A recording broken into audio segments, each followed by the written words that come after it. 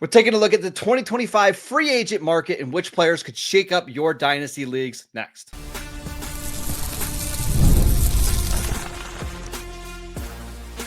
You are Locked On Dynasty Football, part of the Locked On Podcast Network. Your team every day. Here are your hosts, Marcus Mosher and Kate Madjuk. Welcome back to the Locked On Dynasty Football Podcast, part of the Locked On Podcast Network, your team every day. We'd like to thank you for making us your first listen of the day. This episode is brought to you by PrizePicks. Go to prizepicks.com/LockedOnNFL and use promo code LockedOnNFL, all lowercase, to win $50 instantly when you play $5. Welcome back. I am your host, Marcus Mosher. You can follow me on Twitter at Marcus_Mosher. Joining me today, as always, is Kate Madjuk. You can follow her on Twitter at Kate Madjuk. On today's show, we're taking a look at the 2025 free agent market. Not a great class, but there's going to be a lot of interesting developments that are going to shake up your dynasty leagues. Kate, I want to talk about the running back position first, because over the last couple of weeks, we've been telling you guys this running back class in the draft is sick. I mean, we're talking about like 12 guys that could be drafted in the first 16 or 17 picks in your rookie drafts. How does the free agent market look when it comes to the running back position? The free agent market is absolutely fascinating here at the running back position because of the fact that there are about 5 teams here that are entering 2025 with pretty much nothing at the running back position, which means there are some situations that are kind of wide open for the taking, could affect maybe draft stock, maybe draft capital for some of these guys that are projected to go in the top 3 rounds. But let's look at the list here. Okay, so among the teams that really conceivably have at this point no running back whatsoever, the Minnesota Vikings, Los Angeles Chargers, Dallas Cowboys, Pittsburgh How dare Steelers. you? Deuce Vaughn. Hey, no, you're right. He's like 3'9". I'm sorry, Yeah. it doesn't count. Cleveland Browns, Los Angeles Chargers, Steelers. Like, there is a lot of potential movement here on the horizon, which means that not only are these players like, Najee Harris, J.K. Dobbins, Aaron Jones going to be hitting the free agent market, it's also going to be, these guys are going to find new homes, but this is going to be a very active group because even their depth players on these particular rosters, they're out the window. Yeah, and there's a couple other running back situations out there that you didn't mention that clearly need a veteran. I'll give you an example, like the Las Vegas Raiders. Their only running backs on their team now are Zamir White, who I believe is going into his last year of his rookie deal. It's Sincere McCormick. Like, they clearly need to grab somebody else, right? The problem is this free agent class, compared to like last year where you had Derrick Henry, Saquon Barkley, Josh Jacobs, DeAndre Swift, Aaron Jones, like you had Tony Pollard, you had 5, 6, 7 names of like quality running backs. Of the list of free agents that you have put out there, Kate, like how many of those guys would you qualify as like clear-cut RB1s next year, no questions asked?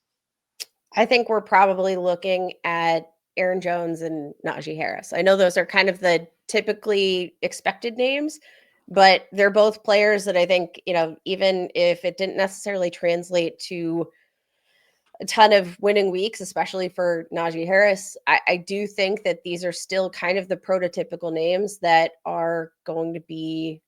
Well, you're right. Like, to me, those are the clear top 2 running backs in this class. Aaron Jones is 30, right? You're going to be paying a soon-to-be 31-year-old running back. And Najee Harris is old. I think Najee's going to be 27 this offseason with a ton of miles on him with college and in the NFL. It's just not a particularly good running back class. However, somebody's going to sign these guys because not every team is going to get a running back in the draft. And some of these teams just don't want to take a running back high. I do think they're going to have a pretty massive impact on our dynasty leagues in 2025. Now, if you have to pick one of these guys that's going to be a free agent, we also mention the Denver Broncos, Javonte Williams on the free agent market, once a very coveted dynasty asset, but really lost gas, following his knee injury. which of these guys that are going to hit the free agent market do you think is most likely to return to his respective team in 2025? Oh gosh. You have to pick one. Najee? Okay. What Not do you what I think? expected. You give me yours.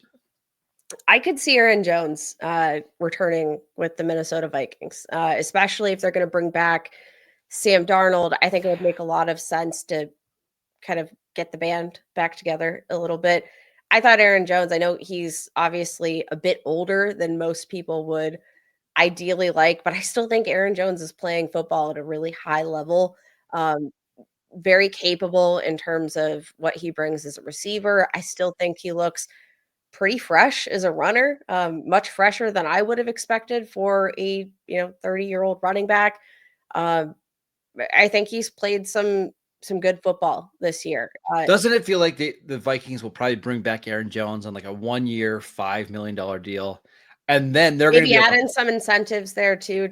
right? But yeah. they to me they seem like the prime team of like, hey, we're going to draft a running back in round 2, and we wanted to have a placeholder, and Aaron Jones is a really good vet to have, but we want to add somebody with a little bit more explosiveness and dynamism. And I think you saw that in the Lions game. Like there was a play in that game where Cam Akers was on the field and the hole was wide open and Cam just didn't have enough juice to get in the end zone. And the Vikings were obviously stopped from scoring a touchdown. You add in somebody that has like legit 4.4 speed. I wouldn't be surprised if that offense gets even better next year. So that, to me, like of all these situations, Minnesota and Dallas are the two where I want to figure out what they're doing in free agency because I think it's going to have a big impact on our dynasty rosters. Yeah, I think that's for sure. Now, which of these teams do you think is most likely to kind of avoid everything altogether? Are there any players that you think are going to gain value at their respective, new locations, or is this like group of pending free agents just one you want to, like, if you have the chance, just avoid altogether, try to offload them in your dynasty leagues? How are we feeling from a dynasty perspective? I mean, inevitably, there's going to be one running back here that ends up becoming valuable. To me, the one I'm looking at is Jaylen Warren, who is a restricted free agent. He's been banged up this year. Pittsburgh's going to keep him probably on the second round tender, but you get a running back on an offense that clearly wants to run the ball. He's been there for 3 years. And if Najee's not there, maybe we just see more work for Jaylen Warren. At some point, Cordero Patterson is going to retire and not get meaningful touches in big games. Arthur Maybe Smith, one day. I'm tough. He's probably the one that I'm the most interested in because I do think he's just good at football. But the rest of these names, I could probably pass on and be fine. Yeah, I think that's fair. And again, kind of and also another testament to the strength of the incoming running back class and the depth of the incoming running back class. That's going to be, I think, a real game changer. This isn't the same type of free agent class at running back like we saw in 2024, where a lot of guys got paid. I think this is going to be a rather top heavy one. Again, I could see Aaron Jones and maybe Najee Harris being the top paid assets in this group. But I think otherwise, teams are probably going to be looking toward the rookie class to fill their needs. And I do think that is going to bring a lot of value to you potentially in your rookie drafts. All right, let's talk about the tight end position because for the most part, top tier tight ends don't hit free agency. However, there are a couple spots out there where we're going to see some tight end movement on some pretty decent offenses. Let's talk about tight end spots to watch next. This episode is brought to you by Gametime. I love going to live events, whether it's sports, I love going to football games, music, theater, comedy. One of my favorite events actually last year was going to a couple different comedy shows with my wife. The energy and excitement in those shows are unforgettable. It's so much fun. Gametime has now made it even easier to get tickets for your favorite events with their new feature, Gametime Picks. This feature filters out the fluff to show you only the incredible deals on great seats, so you don't have to waste your time searching through thousands of tickets. One of my favorite features in the app is the panoramic view of your seat. You're going to know exactly what your seats look like in the app before you buy. Take the guesswork out of buying tickets with Gametime. Download the Gametime app, create an account and use promo code LOCKEDONNFL for $20 off your first purchase. Terms apply. Again, create an account, redeem promo code LOCKEDONNFL for $20 off. Download Gametime today. What time is it? Gametime. Welcome back to the Locked On Dynasty Football Podcast. We are previewing the 2025 free agent market and some players that could shake up your dynasty leagues. And Kate, let's go to the tight end position. I wouldn't say there's a top 10 tight end available in free agency, but there are some ones that are interesting. Who are you looking at here in free agency? What I think is kind of interesting about this tight end class is it's not one that like a guy is going to hit free agency and become immediately valuable in dynasty. But I do think that this pending free agent class is one that could create some vacancies that have pretty obvious pathways to success. One of these biggest, I think, most intriguing situations here is for the Carolina Panthers, a team we've talked a lot about as an ascending unit. And you know who's hitting free agency? We've got Ian Thomas hitting free agency. We've got Tommy Tremble hitting free agency. And guess who is sitting here in the waiting? We have got Jatavian Sanders, who had, I think, a pretty underrated campaign. Obviously, he is no Brock Bowers, but coming out of Texas, I think had, some promising strides. In mid-season, we saw him kind of heat up a little bit, decreased that production following what looked to be a pretty scary neck injury, like midway through the season. Didn't end on a high note, but I do think, we saw five targets, 4 receptions, 87 receiving yards, 6 for 6 for 61 yards. Like, this is an ascending offense, and I do believe in Sanders's overall abilities as a tight end, as a receiver. I think he could be one of the better values here in this kind of, again, I even hesitate to call it a free agent class because it's not a good one, but circumstances could really inflate his value, I think, heading into 2025. And we talked about this on Tuesday's show. We're looking at some of these quote unquote bad offenses that could make a big leap like in year 2. And I think the Panthers are a great example. Bryce Young was unbelievable strong. He was very good down the stretch, like since week 10. And this is an offense that I think in year 2 under Dave Canales is going to get better. Jatavian Sanders was, I think, a 20-year-old tight end. And typically tight ends struggle out of the gate, especially ones that are that young. So I think Jatavian Sanders is somebody that I really like. You mentioned Tommy Tremble. He's more of a H-back blocking tight end. I think he'll be back, but you just get Ian Thomas out of there and you start to make this tight end picture a little clearer. I think that makes sense. What about the Saints situation here? The Saints are also in a really interesting position because, again, we've seen Taysom Hill. We've seen I'm not even going to really call him the tight end because he is more of this kind of do-it-all running back. But we should mention he's coming off a torn ACL late in the year, and I think he's going to be 35 this year. Yes, and you look at him, and then you look at the fact that they're about to see some movement in the free agent market, and guess who's sitting there and waiting? It's Foster Moreau. Juwan Jennings is a free agent here in 2025. And let's just talk about Foster Moreau, the prospect, because Foster Moreau, a guy you liked here in the draft process, liked him with the Las Vegas Raiders, but then, obviously hit these speed bumps, was diagnosed with leukemia when he first came with the Saints, has overcome that obstacle now and has an immediate pathway to a starting tight end role for a team that nobody's excited about the Saints, but it's not like this is a unit that has a ton of money to spend, in an intriguing free agent class at wide receiver. They've shown a willingness to get the tight ends involved from a receiving standpoint, but we didn't really feel it, I think, because these targets were split between, Taysom Hill, Juwan Jennings, Juwan Johnson. I think Juwan Johnson. Jennings. Juwan Johnson, seeing that split between Juwan Johnson and Foster Moreau this year, it was just the targets were so widespread. If we see this increased concentration in target share, Foster Moreau is a guy that I think has some of the talent to potentially take advantage of, that kind of Yep. situation.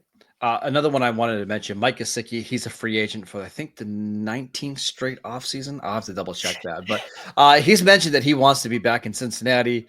His role in the offense grew as the season went on.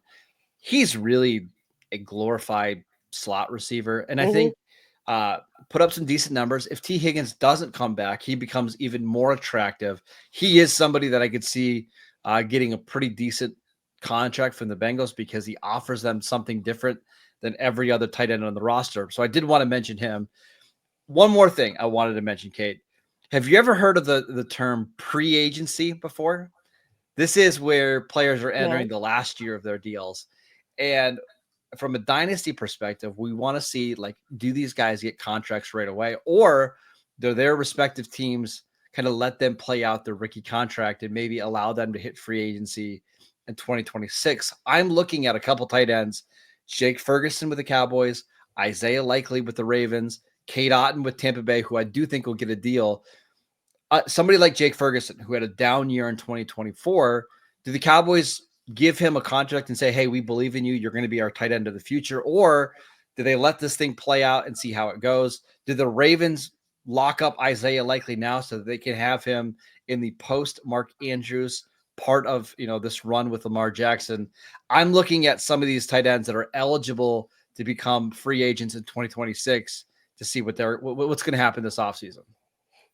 That's intriguing. I've never heard the term pre-agency. Pre-agency. This is the year before you hit free agency. Pre-agency. I mean, I like that. I think anytime we can kind of get a look ahead, always a good move. But yeah, the team's intentions here, and kind of like, what are your intentions with my tight end kind of deal? Like, what are your intentions with my daughter? Like that can help us here in the future. And Dynasty really is all about looking forward. So what are your intentions with my tight end? Okay, but let's just play this out. If Jake Ferguson tomorrow signs a 4-year deal at $48 million, I'm just making up those numbers. Yeah. I think we become a lot more interested in his dynasty value, even despite a bad year, because he's going to be playing in what we think is a good offense with Dak Prescott. If he's a free agent, if the Cowboys decide, there's not a big difference between Luke Schoonmaker and Jake Ferguson, we're going to let Ferguson hit the open market.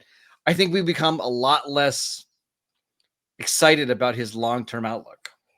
Yeah, and I think a part of that too is just kind of the unknown factor. Could he end up, like, imagine if Jake Ferguson does hit free agency and he signs with the Kansas City Chiefs. Hallelujah. We're going to love that situation. But there's always like the mystery box, and the mystery box can be really good, really, really, really bad, but always good things to consider ahead of time when we're kind of evaluating these, not just potential movements in this season, but in the seasons to come.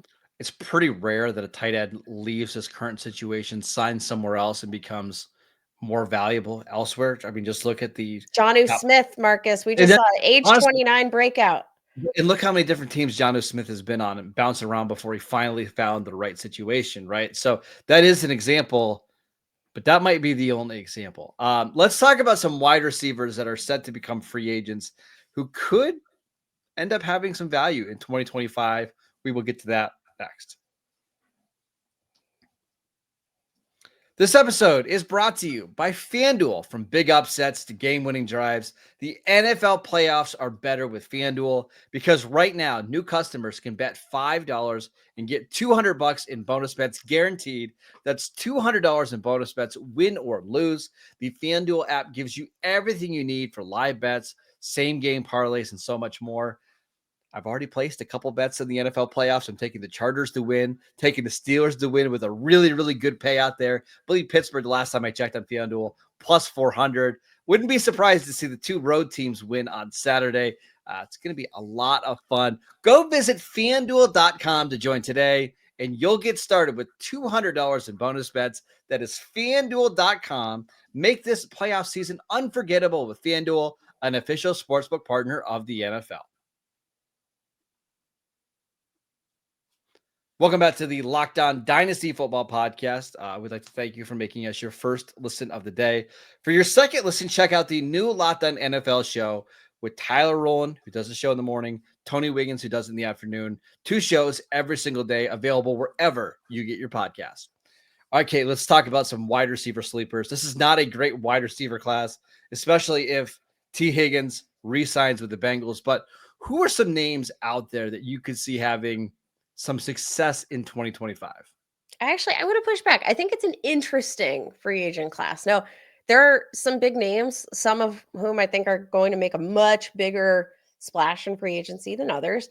But I want to run through the top like free agent candidates organized in terms of their previous average annual value. Stephon Diggs, who obviously coming off a season-ending injury, is 31, so T. Higgins might go back to the Bengals, but who knows, right? Keenan Allen, who, yes, he's almost 33 years old, but did have some relevance here. Amari Cooper, again, probably washed.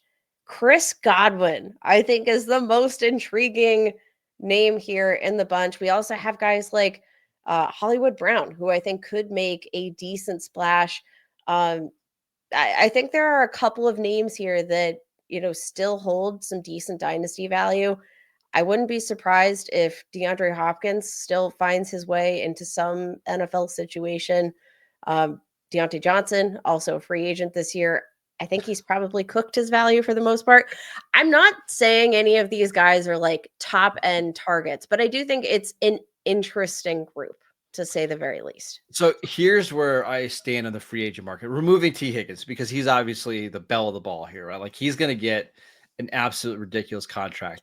The rest of these receivers are ones that could just make wide receiver rooms messy, right? Like Yes. If Hollywood Brown and DeAndre Hopkins both re-sign with the Chiefs, and you pair them with Rashee Rice and Xavier Worthy, it's going to be really hard to get excited about one weapon there. Same with Chris Godwin. If Chris Godwin re-signs with Tampa Bay, I think he's going to be productive, but could it become at the expense of Jalen McMillan and Cade Otton? Probably. Same for Stephon Diggs. I feel like Stephon Diggs, now that he's older, coming off a torn ACL, I don't want to say he's a roster clogger, but he could be somebody that prevents the development of whatever young receiver is on that team. So I think if you have a guy that you really like let's pick an example. Let's say you really like Kayshon Boutte in New England. The last thing you want is somebody like Stephon Diggs coming in there and clogging up the roster. And I think that's where these guys could create the most havoc. I think that's a great way to put it. It's not necessarily the players themselves that you want to target in these situations, but it's more so being aware of the potential effect that they could have on the roster. Because, yeah, even if they are 30, somewhat washed, like any potential snaps that they're going to play over some of the younger guys, like, for instance, a Jalen McMillan or, Sure. Like that affects it's just the ripple effect, right? And diagnosing these ripple effects ahead of time can be pretty darn helpful in terms of not just, maybe being prepared for fluctuations in value, but just like having a sense of what potential ramifications could be. So like, yeah, maybe if you want to, let's say your portfolio is flush with Jalen McMillan shares, maybe you want to diversify a little bit. Out of all these guys, I do think Chris Godwin is the one that I think could have the most value, obviously coming off a pretty significant ankle injury, but it seemed like the consensus was at the time that the outcome of a dislocated ankle was just about the best outcome he could have had for that specific situation. Yeah. And it wasn't worse than that, right? Yeah. And I think that's a plus. Chris Godwin, we obviously saw what he was capable of in the active lineup this year. I think this would have been a potential career high year for him in just about every statistic if he continued to be healthy and play with Baker Mayfield. Like, I think he could have some standalone value regardless of situation, but I don't know what's the best landing spot. I hope probably Tampa Bay. I'm going to give you one other receiver that I do think could be a sleeper in this year's class, and that's Darius Slayton, who the Giants had opportunities to trade him at the deadline. They did not do that. Malik Neighbors is obviously the number one there. Wan'Dale Robinson. Do you want to guess how many catches Wan'Dale Robinson had this year? Probably way more than it feels like. Just guess. Give me the number. 60? 93. What? Yeah, Wan'Dale Robinson had 93 catches. So it's pretty clear he's going to be involved in this offense. I have a feeling that Darius Slayton is going to look at this situation and be like, I'm not the number one. I'm probably not the number two. And we don't have a quarterback. So let me go out and be the Darnell Mooney in free agency, the guy that gets 3 years, $35 million, and goes and plays with a good quarterback. Maybe he tries to join a team that doesn't have a number two. Like, for example, I think Darius Slayton would be a really nice consolation prize for the Bengals if they're unable to lock up T. Higgins, right? He's not T. Higgins, but I do think he's significantly better than Andre Yosevage, Jermaine Burton, and the rest of those receivers. And if you put him as a number two in Cincinnati, I get really excited. And we saw this year with Mooney, with the right team and with better quarterback play for at least a while, Mooney was really productive. And I think Slayton could be that guy this year. I think that's an intriguing jump. And again, a guy that we've kind of seen have some, obviously a lot of instability in terms of production, but we've seen some high upside for him. I think he's a much better receiver than you would guess based on overall stats. So this is maybe a guy that put in the right situation with the right quarterback, maybe could make a bigger splash than we're giving him credit for. And I mean, you could get him for a song. I'm going to give you one more roster clogger. Brandon Cooks is still a good NFL player, but he's no longer a player that you want in your fantasy lineups. But he is a guy that coaches trust. He still gets open. He can play any of the 3 receiver spots. It feels like to me he's going to be somebody that gets a 2-year, $20 million deal and could end up blocking a receiver that we like quite a bit or earning enough targets to just make things messy. If you have a young receiver, I don't think you want Brandon Cooks to be on that roster. Any chance he returns to the Dallas Cowboys? Oh, I think the Cowboys would like him back, but I just don't think it didn't work this year with CeeDee Lamb, Brandon Cooks, and Jalen Tolbert. I think Dallas is going to be aggressive trying to find that wide receiver too, and they're up against it when it comes to the cap. So I think Brandon Cooks is going to go elsewhere. I think he is going to try to go somewhere with a good quarterback. Brandon Cooks has only ever really played with good quarterbacks: Jared Goff, Tom Brady, Dak Prescott. I'm trying to think who else he played for. There's like a million different teams that he played for, but he loves playing with good quarterbacks. I would imagine that's going to be the case as well. I love it. I think this is, again, like we'll keep looking at these evolving situations throughout the offseason. I'm sure all these players aren't going to hit free agency. So sometimes these conversations are a moot point, but this is all to get you guys thinking ahead, right? It's always better to be prepared than to be reactionary. And this is, part of what we're going to be helping prepare you guys for all off season long. All right, that is it for today's show. We want to thank you for making Locked On Dynasty Football your first listen every single day. Go check out the podcast wherever you get your podcasts. We are free and available on all platforms. Follow Kate on Twitter @KateModjuk. I'm at Marcus_Mosier, and we will see you right back here on Friday.